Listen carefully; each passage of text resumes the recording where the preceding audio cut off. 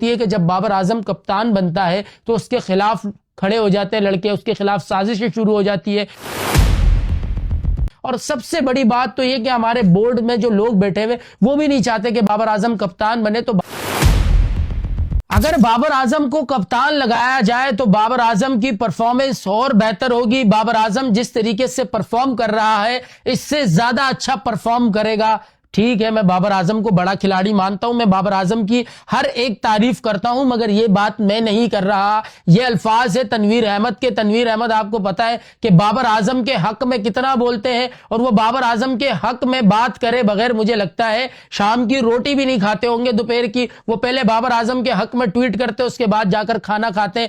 अब जो तनवीर अहमद साहब ने ट्वीट किया है वो ये है कि अगर बाबर आजम को कप्तान लगाया जाए तो बाबर आजम की जो बैटिंग है वो मजीद अच्छी होगी, बाबर आजम मजीद अच्छे से परफॉर्म करेगा। मगर यहां पर थोड़े से इख्तिलाफात रखूंगा मैं तनवीर अहमद साहब से कि जब जब बाबर आजम कप्तान बना है तो उसकी परफॉर्मेंस डाउन हुई है, तब तब उसके ऊपर बुरे दिन आए हैं और तब तब उसको क्रिटिसिज्म ज्यादा फेस करने को मिलती है। यानी बाबर आजम अगर कप्तान बनेगा तो उस पर कप्तानी का भी प्रेशर होगा, और एक प्रेशर तो उस पर यह भी है कि वो बड़ा खिलाड़ी, उससे एक्सपेक्टेशन बड़ी है, तो उसके लिए परफॉर्म करना बहुत ज्यादा जरूरी होता है। और दो जिम्मेदारियां जब उस पर आएगी तो जाहिर सी बात है उसकी परफॉर्मेंस जो है वो फीकी पड़ जाएगी। तो बाबर आजम को अगर आप कप्तानी ऑफर की भी जाए तीनों फॉर्मेट में से किसी एक की भी, तो बाबर आजम को चाहिए कि वो साफ क्लियर मना कर दे कि मुझे आपकी कप्तानी नहीं चाहिए। क्योंकि जब भी बाबर आजम ने कप्तानी लिए तो उसके खिलाफ साजिश हुई है। जब भी बाबर आजम कप्तान बना है तो एक ग्रुप सामने आया है जो कि बाबर आजम की कप्तानी से और खासकर बाबर आजम से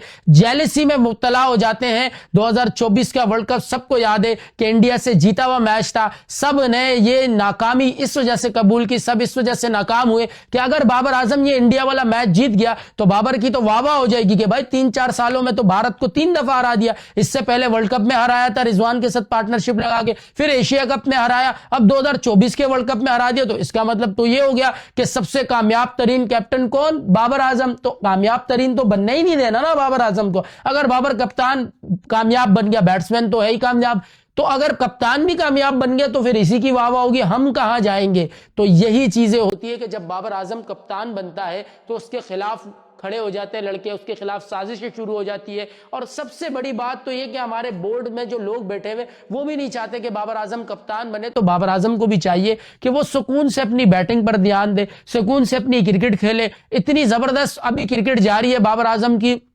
टेस्ट में भी रन आ रहे हैं, ओडीआई में भी रन आ रहे हैं, T20 भी जिस तरीके से वो खेल रहे हैं, जबरदस्त तरीके से खेल रहे। तो अपनी गेम को खराब नहीं करें, ऑफर आए टुकरा दो, मुंह पे मार दो, मुझे नहीं चाहिए कप्तानी, मैं अपनी जो गेम खेल रहा हूं उसी तरीके से खेलते रहूंगा। बाबर के बगैर टीम तो नहीं चल सकती, ये बात तो हो गई क्लियर। ठीक है, बाबर आजम की कप्तानी के बगैर टीम चल सकती है, कोई मसला नहीं है। सलमान करे, आगा वो अपना शान करे, कोई मसला नहीं, फखर को दे दो, किसी को भी दे दो कप्तानी, मगर बाबर आजम को कप्तानी नहीं लेनी चाहिए। क्योंकि एक मजीद बोझ और आप पर आएगा और उसकी वजह से आपकी परफॉर्मेंस पर जो फर्क पड़ेगा वो आपकी बैटिंग पर भी फर्क डालेगा, आपकी परफॉर्मेंस पर भी, और उस वजह से फिर आपका दोबारा वो डाउनफॉल शुरू हो जाएगा, जो मैं और आपके फैंस तो बिल्कुल भी देखना नहीं चाहते।